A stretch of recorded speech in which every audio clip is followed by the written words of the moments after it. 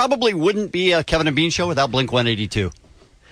Pretty safe to say. Sure. Why the hell not?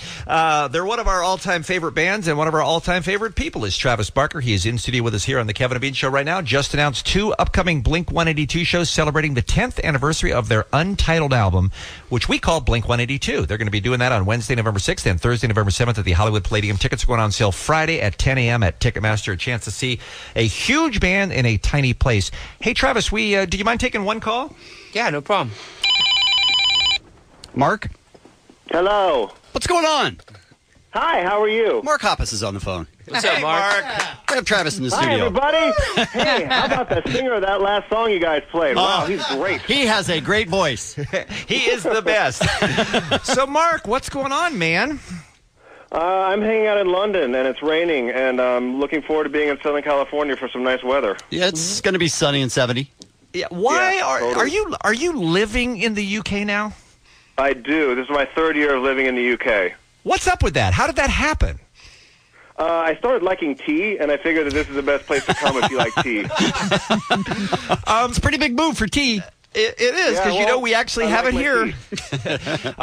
Travis, what did you think when Mark broke the news that he was moving overseas? Well, when I'm in London, I love it too. But you do? Now, yeah, I do. I actually I don't know if I love it enough to make the move like Mark did. Mark's a true, he's gangster. He got up and left one day and moved to London out of nowhere.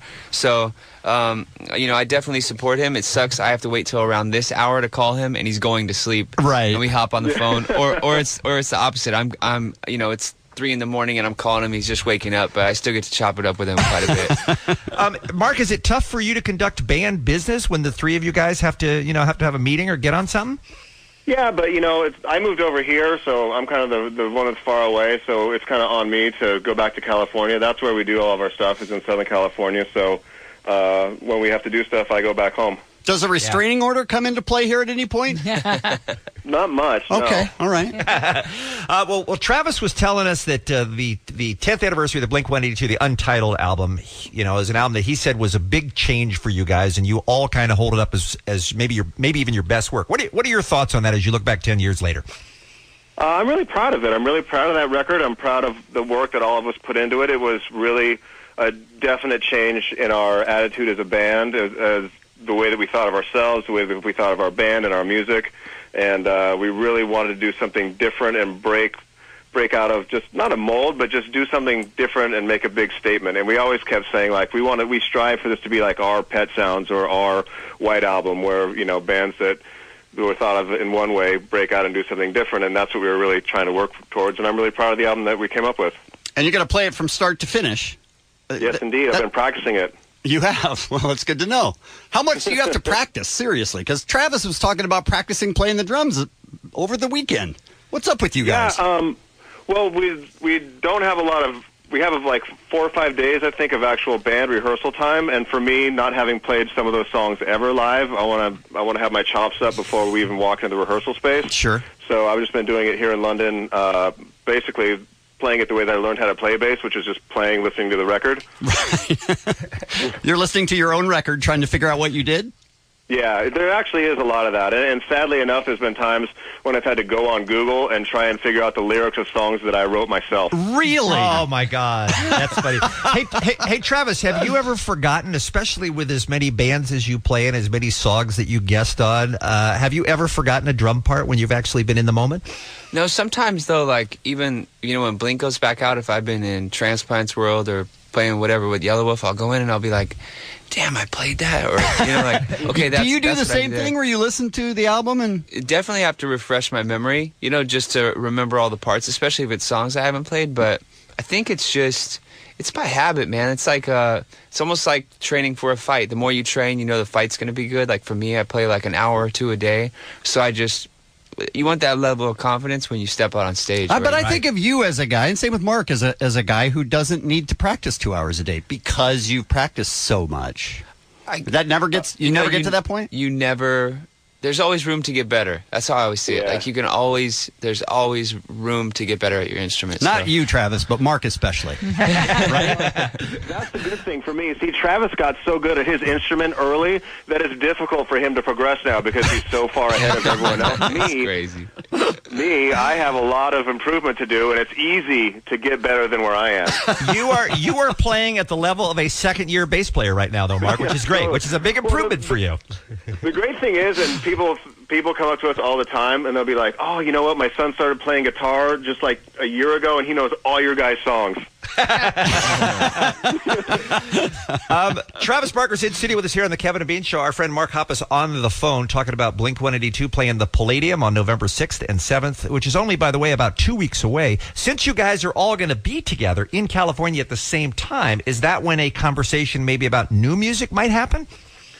Well, we've already been talking about new music for a while. I mean, we're all intent on going into the new year with writing new music. That was something that we did on the month of dates that we just did in the States and Canada, was solidify that's our timeline, and we want to have new music out in 2014. Is that daunting, having written so much already, to think we got to come up with a whole new album? Or is it exciting? What's the main feeling that you have? It's exciting, but it's also daunting. The way that I write songs and the way that I think of things is I wake up every day convinced that I'll never, ever, ever write another good song. So the thought of recording a whole new album is daunting, but it's that kind of pressure that I need to make music in the first place. How many years has it been since you guys played the Palladium the last time?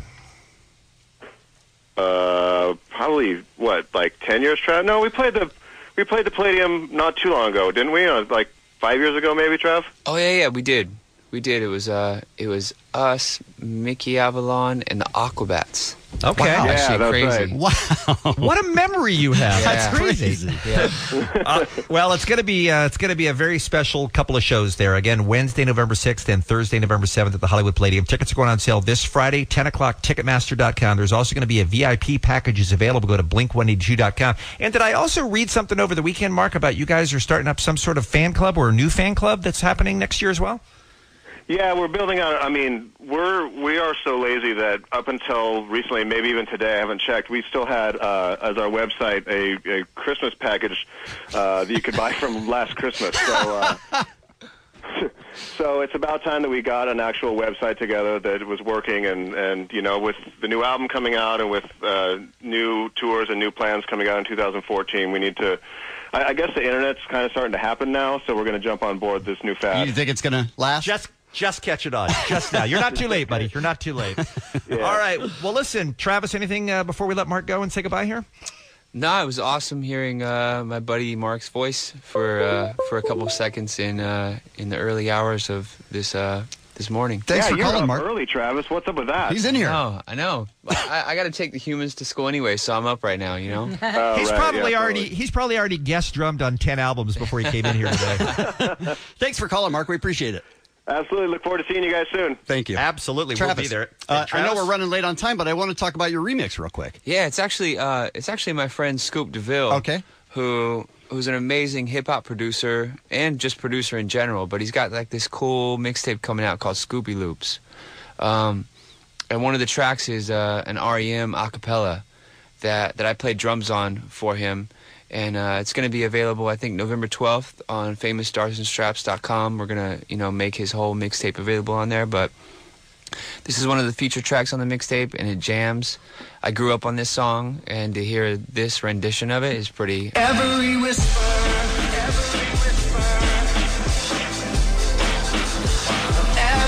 waking hour, I'm choosing my confessions. That's pretty cool. You couldn't play the drums slow if you wanted, could you? Yeah, it's double timed. It's pretty cool to hear it in that sense. Yeah, that sounds so cool. Of course. Travis, you're the best, man. We love you. Thanks so much for coming in. Oh, man, it's great to see you guys. It's great to talk to you guys. Thanks for having me.